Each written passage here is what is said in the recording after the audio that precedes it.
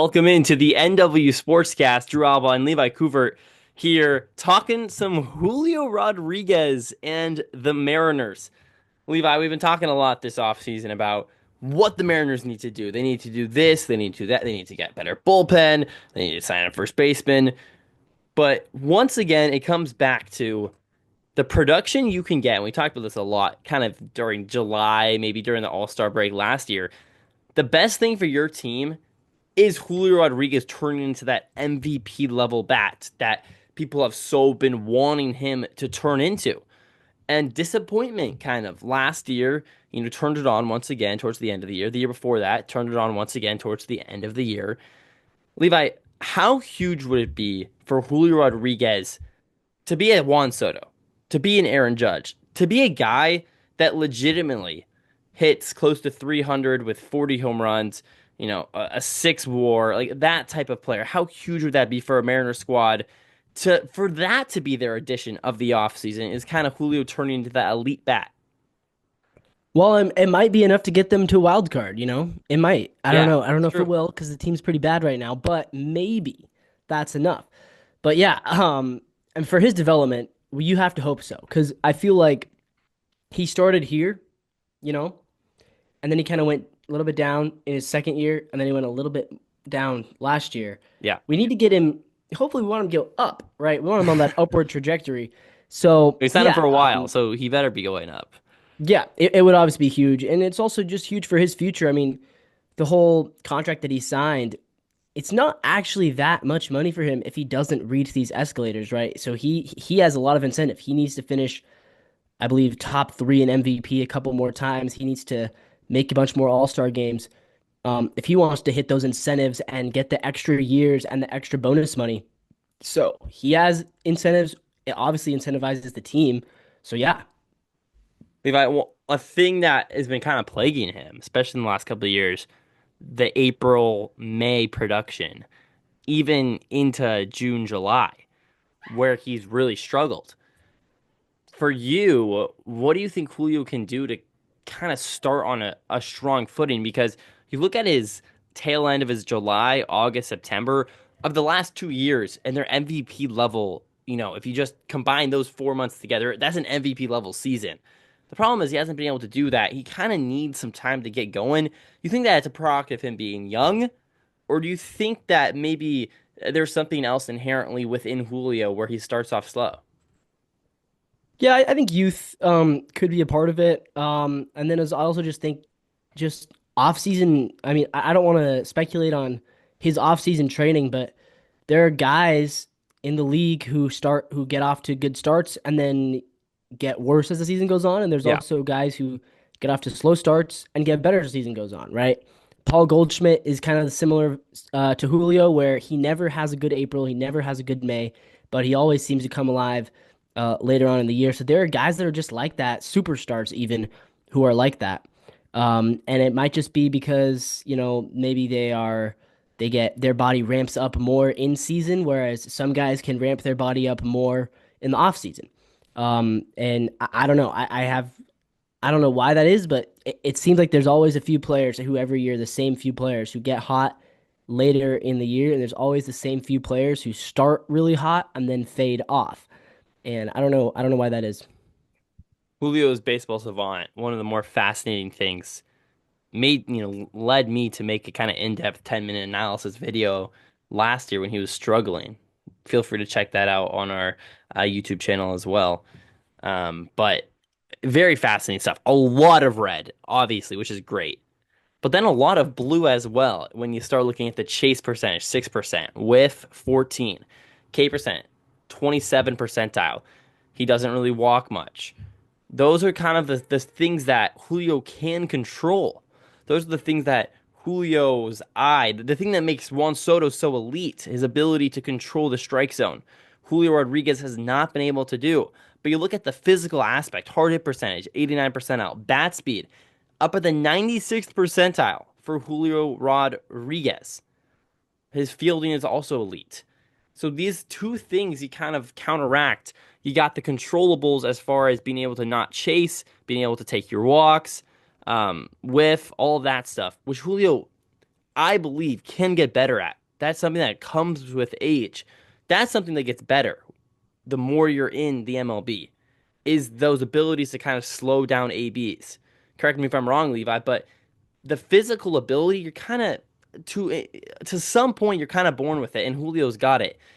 What I want to see from Julio is starting to see that with Chase, the K percent all kind of rise towards average right now, where it's in the bottom quarter of the league. Yeah, and it has been better in the past. I mean, last year was really bad. But in 2022, he was a bit closer to league average as far as his strikeout percentage. Then last year went right back. But yeah, I do agree. You know, the 6% percentile on chase rate in particular, that needs to get better. Yes. Um, you And it know, was 8% the chasing year before, and it was chasing 19 the year before. 37.3% of the time. That's just not good. Well, he So can't hit a that ball needs to down get the middle better. of the plate last year for the majority of the year, also. He seemed to kind of not be able to control that strike zone. Yeah. But it also, I will say, it's tough when you're the one hitter in the lineup that pitchers actually fear, right? You need to have You don't a think, group of feared hitters around you in the lineup. yeah, I mean, I You understand the can maybe group. argue that they fear Cal, but that's it. And I don't even know if they do fear Cal because Cal is so easy to strike out. So your argument is that having good hitters around you help. Yeah, Because totally. obviously pitchers fear Juan Soto, and Juan Soto still hits. They fear Yeah, Shohei Ohtani, and Shohei but Ohtani still hits. but if it was a lineup of Juan Soto and a bunch of scrubs, I don't think Juan Soto would have the same level of production as it is when it's a lineup of Soto and Aaron Judge, right? The more good hitters in the lineup, the better everyone's going to hit. Yeah, I agree. There's That's why we definitely, see guys will go, and a good player on a bad team will become a great player on a good team because he has better support around him. yeah, but why has Julio gotten worse? Because the lineup around him's gotten worse. And I also think pitchers have I made their want to push adjustments. back there. You think the lineup around Julio's gotten significantly worse to indicate 20 Yeah. home runs last year compared to 32, and OPS that drops almost 100 points. Well, I don't think that's the only reason, but I think that's a reason. How much worse has his lineup gotten from I mean, 2023 2024? Mitch Haniger fell off a cliff. Mitch Haniger was really good. Well, the Mariners didn't have Mitch Haniger in When 2023. Julio was a rookie, the Mariners had Mitch Haniger, and Not he as was a good. sophomore. Now as a sophomore, you're right, and he got worse that year. So okay, so we lost a good Mitch Haniger the past 2 years. We also, you look at But Cal. I don't want to Cal's get into maybe the gotten weeds better, with but you, Levi. I agree. I'm just okay. saying I don't know how much. I don't know how, I do think having good hitters around you In help, but 2022, the Mariners were a top 10 offense, and in 2024, the Mariners were a bottom 10 offense. So I don't think Julio is the only one who got worse. I think yes. there's significant, but either way, I also think pitchers have made some adjustments, and that happens, right? Guys, the reason why guys have up and down seasons, like another reason is because pitchers make adjustments, and then Yeah. hitters make adjustments, and so on and so forth, right? Yeah. Once the scouting report was out on Julio, it became a little bit easier to pitch to him. So Hmm. now the goal is how can he make it harder to pitch to him again? Well, yeah, agreed. The thing that I'm interested in is you talk about adjustment. Pitchers haven't really made too much of an adjustment on Julio. I mean, 2022, 2023, and 2024, Julio all between 50 and 53% of his pitches are fastballs. And then you look down at his fastball run value between 2024 and 2023. In 23, it was near the top of the league at a 15 run value for a 14 fastball. Last year it was at 6. So what's the discrepancy there where you fall off pretty much a cliff where your RV 100 is only 0.9 compared to 2.1 a year prior? Pitchers are still throwing him fastballs. Pitchers are still throwing him the same amount of sliders and off speeds. Julio inherently changed between 2023 and 2024. And 2024 stats obviously, or 2023 stats rather, obviously inflated Levi by that August that he had where he was quite literally statistically the best player of all time. Yeah. But it does make you wonder, is this just what Julio is?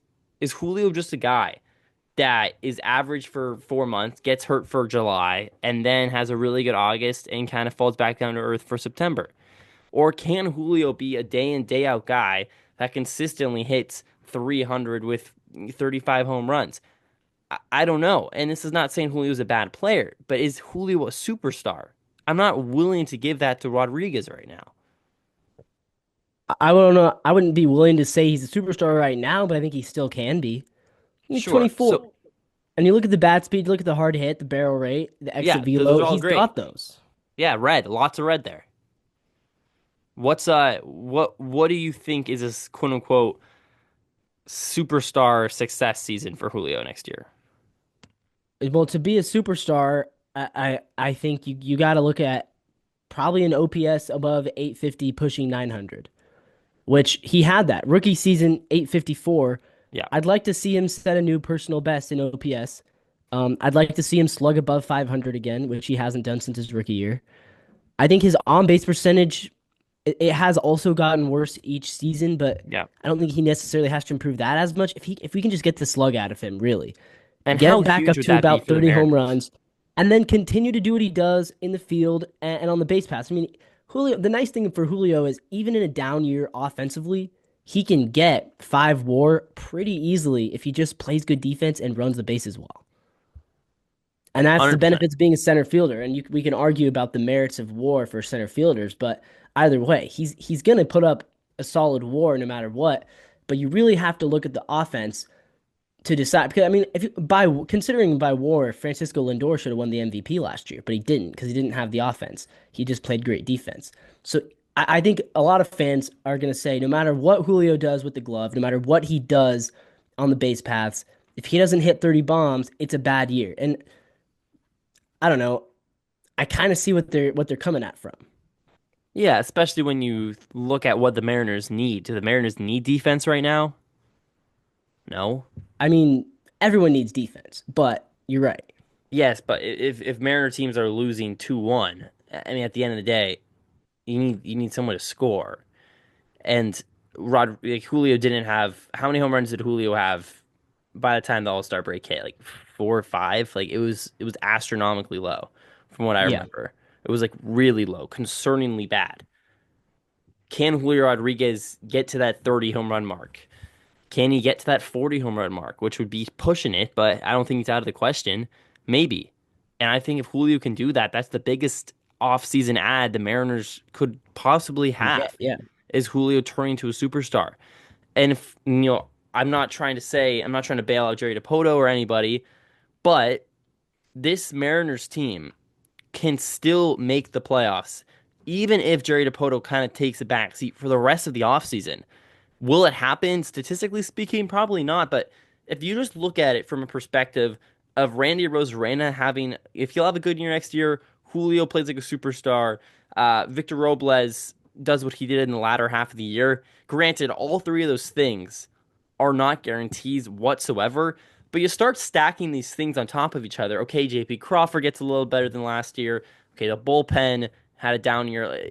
If all of these additions happen within the ball club, which they could very well do, this Mariner team could still be pretty good.